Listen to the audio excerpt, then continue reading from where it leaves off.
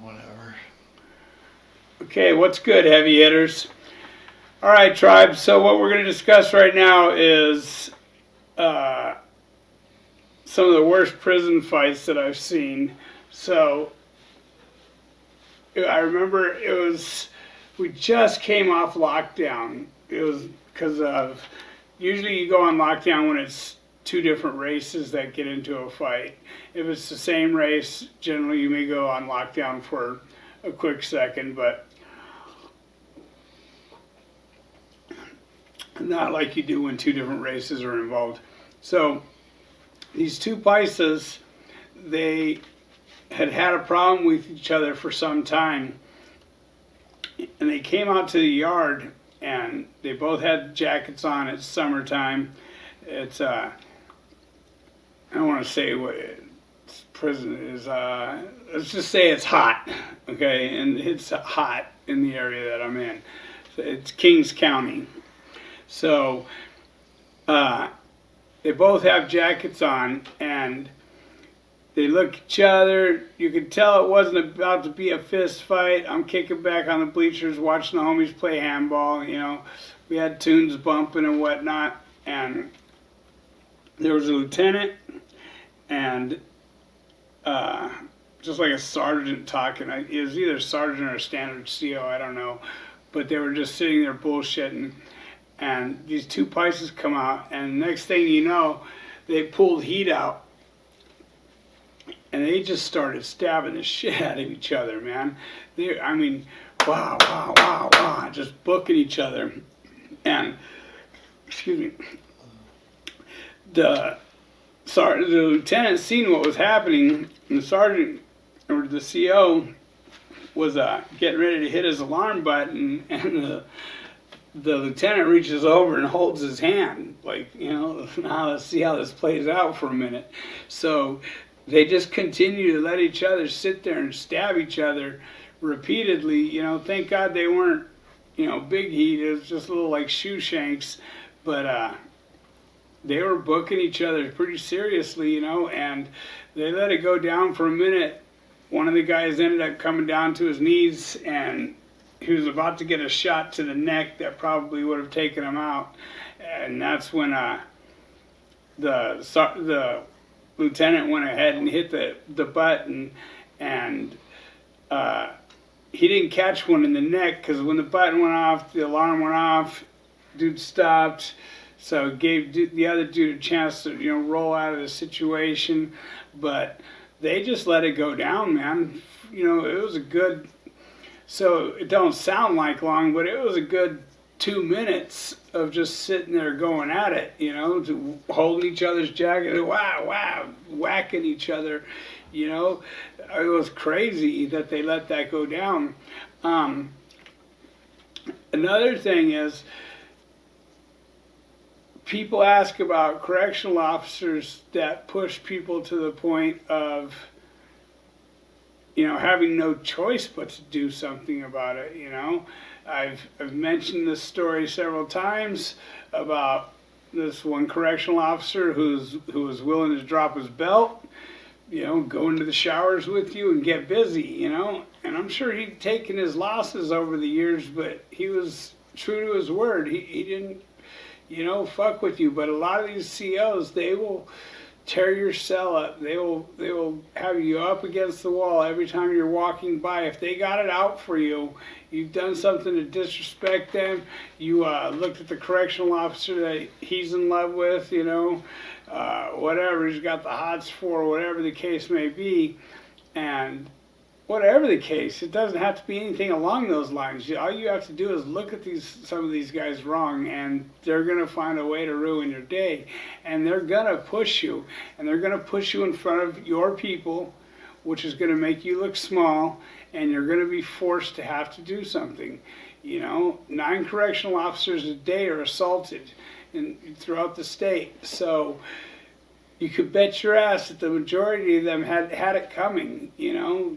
Tearing up your cell, our house, we try and keep it, you know, as tidy as could be, because there's 2 people living in a 6x9, and so you have to keep everything as tidy as can be in order for two grown men to live in there, along with a little desk, you know, and a toilet, you know, sink and stuff. So you try and keep your house as clean as possible, but when this guy's constantly shaking your house down, he's humiliating you in front of your people, he's just putting you in a position to have to do something. Eventually you have to do something, you know, and let me tell you, when we end up doing something to them, they wish to God they hadn't. So I was in the hole, and I hated this one CO. And at mail call every day, no matter what, you know, I would stand up in hopes of getting mail, although I knew I was probably never going to get any mail. And I would stand there, and this dude hated me. He just knew what I was back there for. I had made a move on a chomo, and I was back there, and I could just see that he was one of those ones that would go home and molest his daughter at night. That's all I envisioned, you know, every time I'd see him.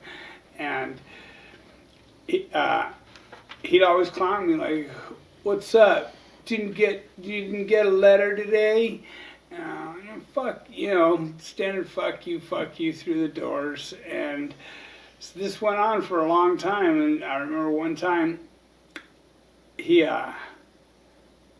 comes up, I see it's him coming, so I go sit on the rack, you know, because I didn't want to be standing at the door or standing at the window looking to hopefully hear mail being called for me as well. But he calls my name, and I'm like, yeah. I just look at him like, yeah, right, you know, and he calls my name again, so he's asking for my last two.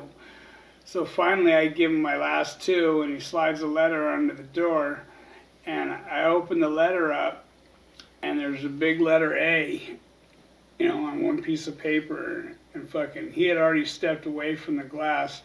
I'm like, this motherfucker. And then he steps back to the window, and he goes, "There's your letter, punk." Oh, you know what I mean? There was nothing I could do, and I wanted to get this dude any uncuff, like any shower I could. I was determined to come out of my cuffs and get him. But they'll do that to you, man. They'll put you in positions to where you end up having to do something, and then, of course, that's a DA referral.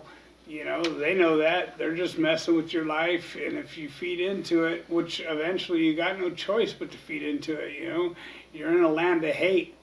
And if you don't feed into it, they're gonna be like, even your homeboys are gonna be clowning you like, "Damn, boy, you gonna let him treat you like that?" You know, and those are words you do not want to hear in prison, is having someone in your car tell you, "Damn, you're gonna let somebody treat you like that?" You know, once you hear those words, it's official. You officially have to do something about what's been done. You know, so a lot of these COs get what they got coming, you know. They're not very smart either, you know. They pick on the wrong guys. They think because they got that little green suit on that you're not going to do anything because they think it's their house, you know. I say it's their house because we get shifted around so much, but it is our house. You know, we do control pretty much everything in there. Somebody called me a bootlicker for saying it's their house. Hey, man, if you want to own that house, go ahead. I want nothing to do with that house today. You know, I spent enough calendars back there to where I want nothing to do with it. Yeah, I made the fatal mistake of, mine happened to have been a sheriff, so I took off on a sheriff coming back. I was at Medium North, and I took off on a sheriff, and, you know, I rung his bells, put him to sleep, gave him this, he was down with a stiff arm, and then I'm standing there thinking, oh, fuck, now what do I do? You know, I'm like, got nowhere to run, nowhere to nothing, you know, and I don't know, for those of you who don't know it, on their button, if their button goes down, there's a bubble inside there, and if it goes to either side, it sets the alarm off anyway. So if they've been laid out, the alarm goes off anyway. He doesn't even have to hit the alarm button, it goes off.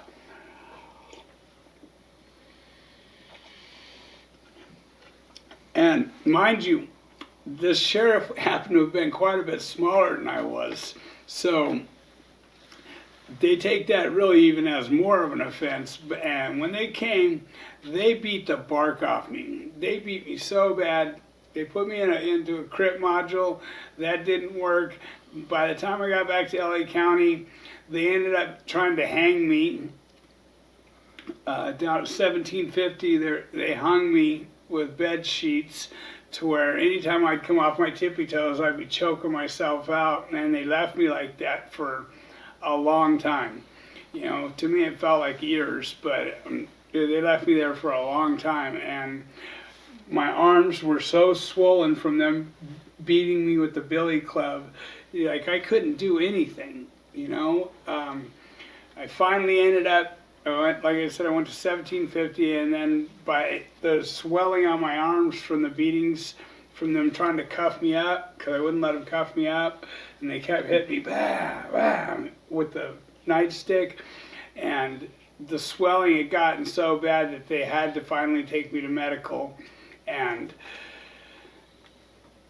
you know, from that point on, I mean, it's a red wristband.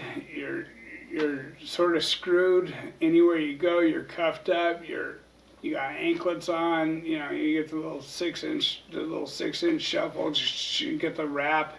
You know, just all the shit that you don't want to have happen.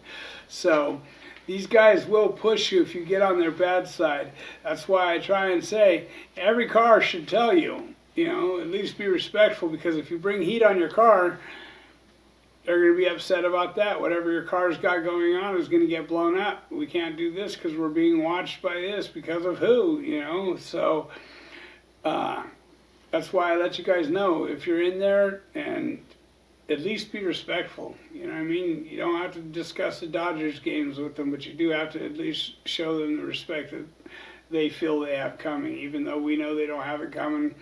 Not all of them. Some correctional officers are there to put in their 8 or their 12 and call it a day. They're not out trying to fuck with you, but some of them like to push their weight around because they were bullied throughout school. Who knows why? You know what I mean? They got Napoleon complex, whatever the case may be. They're out to get you, you know, and if you allow them to push you too far, you're going to get shunned by your car, and your own ego is going to get fucked up. So just know that if you're not at least respectful, you know, that you're going to end up someplace you don't want to end up, and you're going to have to do it. It's just something that's going to happen. And as far as fights go, like another gnarly fight I seen was actually in the law library. So it's a big prison. There's 2 sister prisons.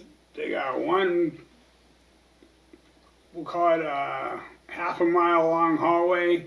So for those of you that have been there, you know what I'm talking about.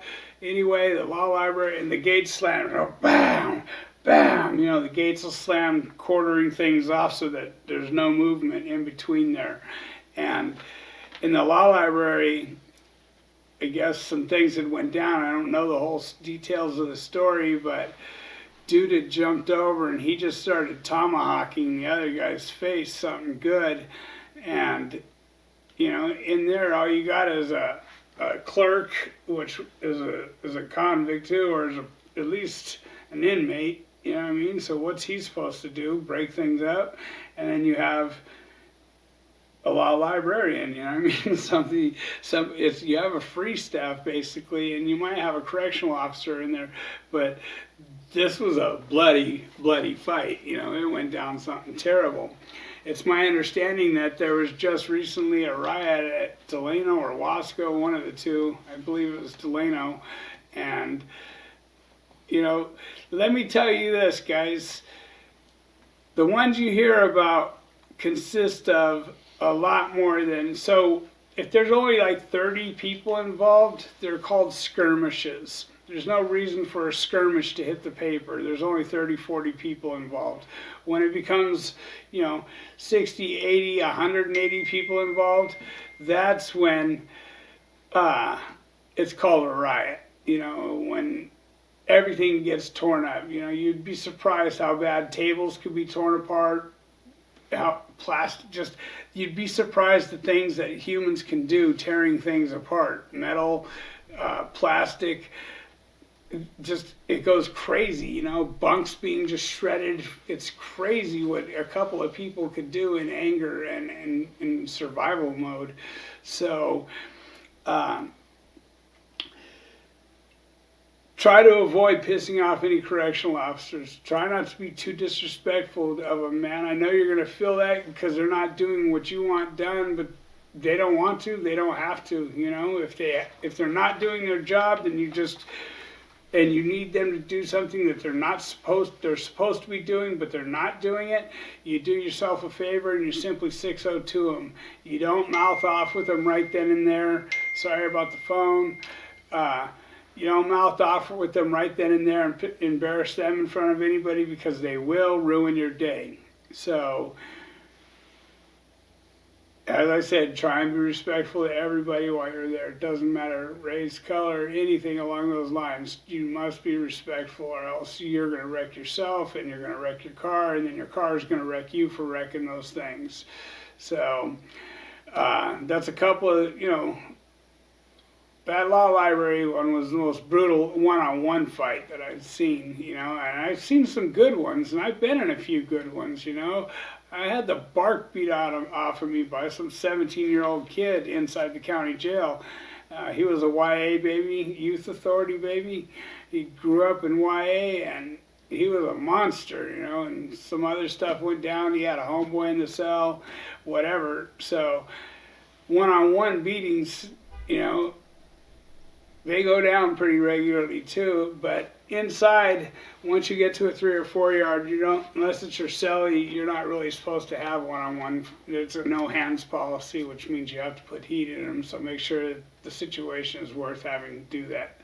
So with that, some people want it, some people need it, but heavy hitters make it happen. Love and respect.